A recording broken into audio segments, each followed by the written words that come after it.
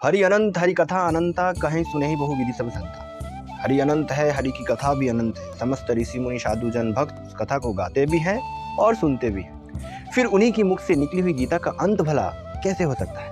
18 अध्याय 700 श्लोक में भले गीता संपूर्ण हो जाती हो, परंतु उसमें छिपा भावों का अंत हो ही नहीं सकता। वेद अगर भगवान की श्वास है तो गीता भगवान की वाणी है, और भगवान की वाणी बड़े बड़े ऋषि मुनि की वाणी से भी ठोस और श्रेष्ठ है, क्योंकि भगवान ऋषि मुनि की भी आदि है।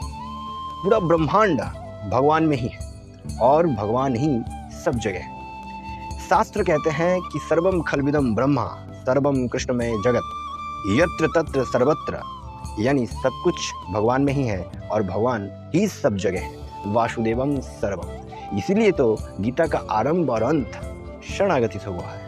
गीता एक ऐसा विलक्षण ग्रंथ है जिसका आज तक ना तो कोई पार पा सका और ना ही पार पा सकेगा।